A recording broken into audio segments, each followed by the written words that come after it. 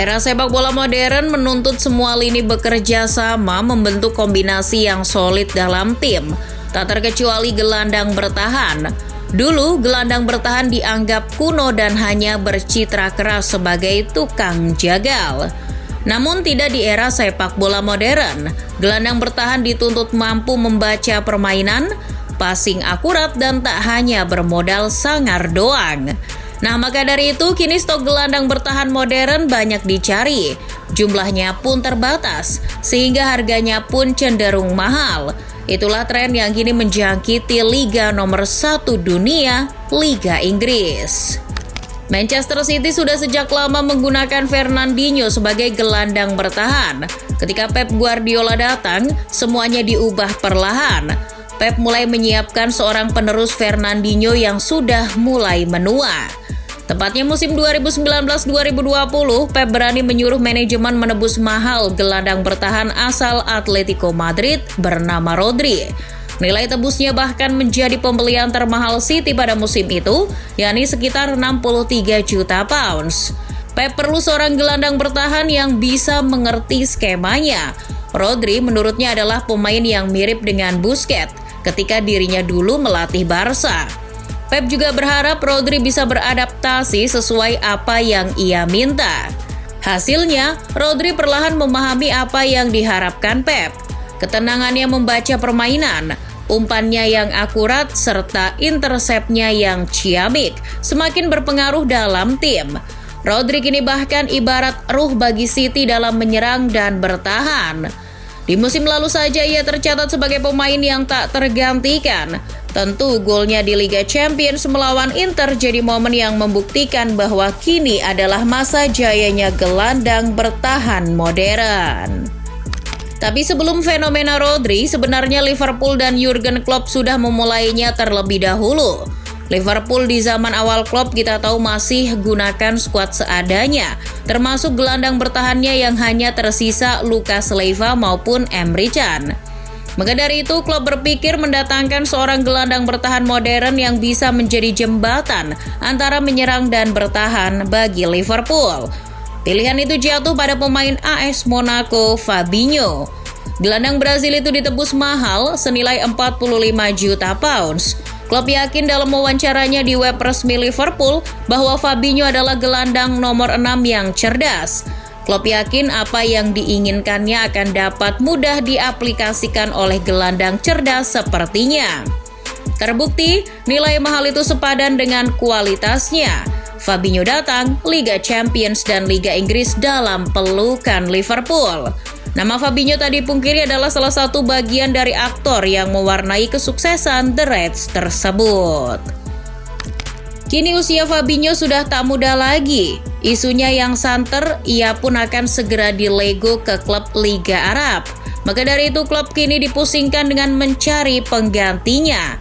Hal ini membuktikan bahwa begitu pentingnya posisi gelandang bertahan. Incaran mereka kini yakni gelandang muda Southampton, Romeo Lavia. Berkat adanya tren gelandang bertahan dengan harga mahal, pemain baru kencur seperti Lavia pun ditawar 37 juta pounds masih ditolak. Southampton hanya ingin 50 juta untuk seorang Lavia. Sesudah tren Fabinho dan Rodri muncul, kini giliran MU yang ikut-ikutan. MU seperti kita tahu tak lagi punya gelandang bertahan hebat macam Roy Keane maupun Carrick. MU hanya punya pemain toksik macam Fred maupun McTominay. Maka dari itu dalam transfer senyapnya, Ten Hag pintar mendapatkan jasa Casemiro dari Real Madrid. Casemiro rela ditebus dengan mahar sekitar 60 juta pounds di saat usianya sudah 30 tahun. Seperti dikatakan Manchester Evening News, transfer ini murni membuktikan bahwa Ten Hag menganalisis dengan benar sektor mana yang mesti diselamatkan. Transfer itu juga membuktikan bahwa tren gelandang bertahan masih sangat dibutuhkan, meski harganya mahal. Buktinya, Casemiro langsung beri pengaruh berarti bagi skuad United di musim pertamanya. Gelar pun langsung diraih, meski hanya Piala Carabao. Bagi fans MU, setidaknya kini lebih aman melihat timnya berlaga kalau ada Casemiro. Kini Red Devils ketagihan memburu gelandang bertahan. MU menyadari Casemiro saja tidak cukup. Kalau cedera atau absen akumulasi kartu seperti yang pernah terjadi, bagaimana? Maka dari itu pelapis maupun partnernya Casemiro kini masih dicari Ten Hag. Amrabat dikabarkan salah satu incaran potensial Ten Hag. Keberadaan Eriksen juga dinilai tak bisa diharapkan setiap saat karena usia dan fisik. Sedangkan duo toksik Fred dan McTominay kini sudah masuk daftar jual. Setelah MU, giliran Chelsea yang kepincut tren mencari gelandang bertahan. Tak main-main, di bawah pemilik baru, The Blues langsung ciptakan rekor dengan menebus Enzo Fernandez dari Benfica dengan mahar 106 juta pounds. Enzo dibeli mahal The Blues untuk menjadi penerus Jorginho dan Kante yang tak akan dipertahankan. Penampilannya yang cemerlang di Piala Dunia membuat daya tawar Enzo sebagai seorang gelandang bertahan meningkat. Graham Potter yang doyan pemain muda ketika itu mengaku senang dengan hadirnya Enzo.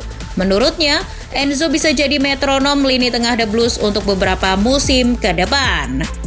Tak cukup hanya Enzo, di saat eksodus besar-besaran pemain Chelsea musim ini, The Blues kembali menaruh minat besar pada gelandang bertahan lain bernama Moises Caicedo. Niatnya, Chelsea besutan Pochettino ini akan menduetkan Enzo dan Caicedo sebagai double pivot Chelsea musim depan. Namun hingga tulisan ini ditulis, tawaran Chelsea yang mencapai 70 juta masih ditolak Brighton.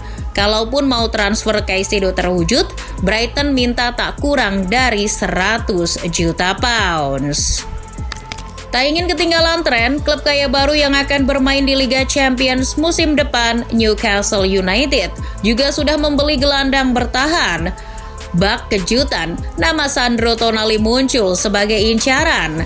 Dan benar saja Tonali ditebus dengan harga mahal yakni sebesar 70 juta pounds. Eddie Howe seperti dikutip The Mac menjelaskan kenapa ia berani menebus gelandang bertahan semahal itu. Ia mengatakan bahwa pengalaman Tonali di kancah Eropa maupun domestik sudah tak diragukan lagi. Menurutnya, Tonali adalah gelandang bertahan modern yang diperlukan bagi skuadnya. Ia juga bisa membawa kedalaman skuad yang tangguh bagi Thun Army musim depan. Kita tahu selama ini mereka hanya punya Bruno Guimaraes di posisi itu. Maka dari itu dibutuhkan sosok gelandang bertahan yang mirip dengan tipe Bruno yang bisa saling mengisi kedalaman lini tengah The Magpies.